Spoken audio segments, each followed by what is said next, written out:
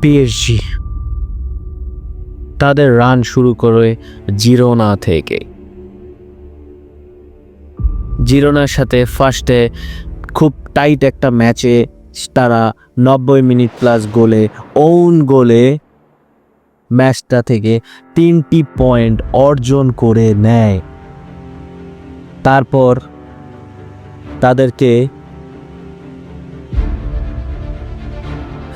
তাদেরকে মুখোমুখি করতে হয় আর্সেনালের সাথে তাদেরকে প্রথম হারের সম্মুখীন হতে হয় এবং প্রথমেই তারা 2টি গোল হজম করে তাদের কাছ থেকে পয়েন্ট লুজ করে এবং তারা 2 ম্যাচে 3 পয়েন্ট অর্জন করে। দেন তারা পিএসভির সাথে ম্যাচ খেলে থার্ড ম্যাচ এবং থার্ড ম্যাচে তারা 1-1 গোলের সমতা অর্জন করে এবং তারা খুবই পয়েন্ট টেবিলের নিচে পর্যায়ে চলে যায় এবং তাদের পয়েন্ট 3 ম্যাচে 3 পয়েন্ট হয় এবং চতুর্থ ম্যাচে তাদের মুখোমুখি হতে হয় ঘরের মাঠে অ্যাটলেটিকো মাদ্রিদের সাথে এবং তারা প্রথমেই একটি গোল লিড নেয় এবং অ্যাটলেটিকো মাদ্রিদের কামব্যাকে মলিনার গোলে 1-1 গোলে সমতার পরে তারা 90 প্লাস মিনিটে কোরেয়ার গোলে তারা ম্যাচটা হেরে বসে এবং পয়েন্ট টেবিলে খুবই যাচ্ছেতাই অবস্থা চলে যায়। 4 ম্যাচে 3 পয়েন্ট, হরেবল।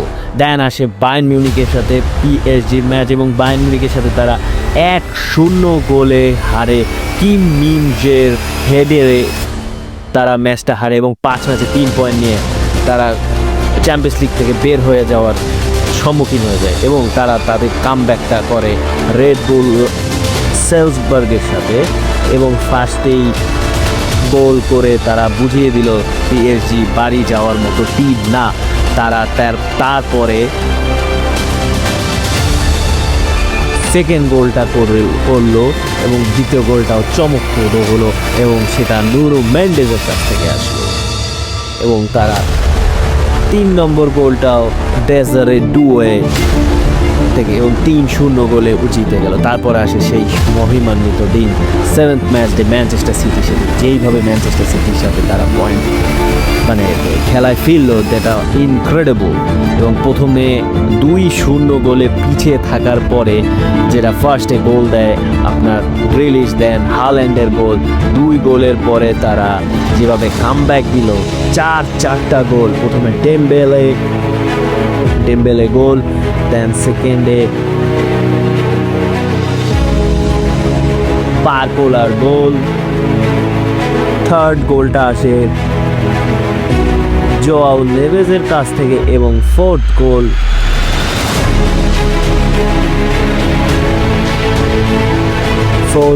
গঞ্জালো রামোসের।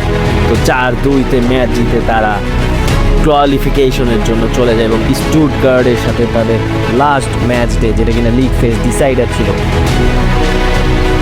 এবং তারা ফার্স্টে বারকোলার গোলে জিতে এবং 4-1 গোলে জিতে নেয়।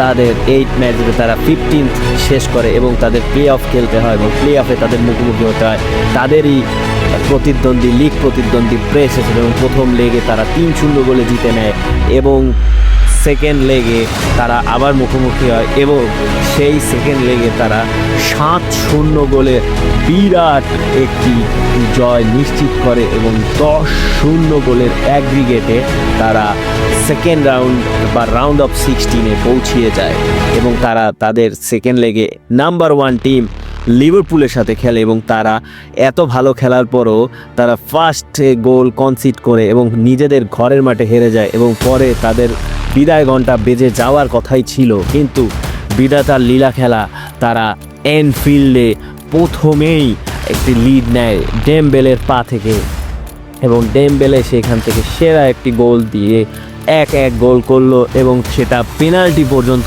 চলে যায় খেলা এবং সেইখান থেকে সবাই গোল দিতে সক্ষম হলেও অ্যালিসন বেকার কোনো গোল পিএসজি কোনো গোল ঠেকাতে পারেনি এবং ডোনারুমা লিভারপুলের 2টি পেনাল্টি ঠেকিয়ে দেয়। এর মধ্যে একটি হলো ডারউইন নুনিয়েজের। তো এভাবে জিতে তারা কোয়ার্টার ফাইনালে চলে যায়।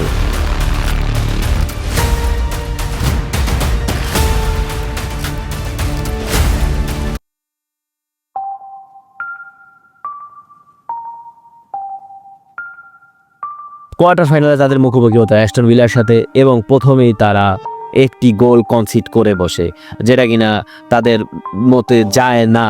কিন্তু তার কিছুক্ষণ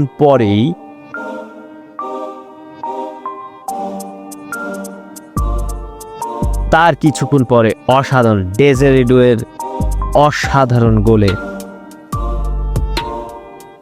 সমতায় ফিরে আসে পিএসজি।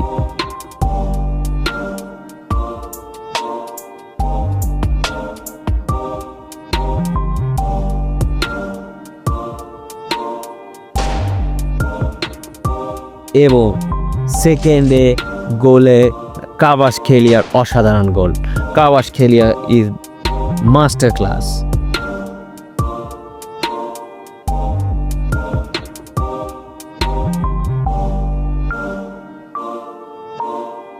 এবং তৃতীয় গোলটি পিএসজির জয় নিশ্চিত করতে অনেকটা বেশি হেল্প করে।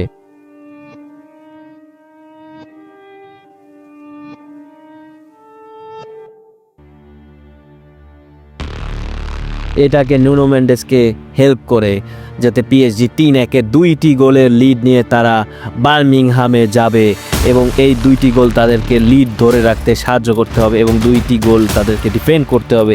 কিন্তু 2 গোলের আগেই তারা প্রথম গোলটি দিয়ে দেয় এবং 3টি গোলের লিড অলরেডি নিয়ে নেছে এবং তার মধ্যে আবার সেকেন্ড গোলটা করলো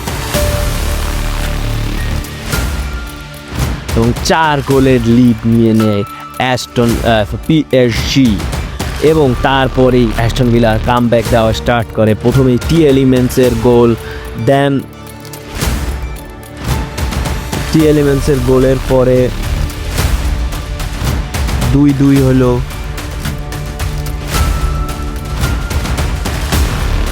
ম্যাকগিনের গোলে, দেন 3 নম্বর গোলটি আছে কনসার গোলে এবং তারা যেভাবেই হোক ডিফেন্ড করে, কৌশল তাদেরকে ডিফেন্ড করতে হতো।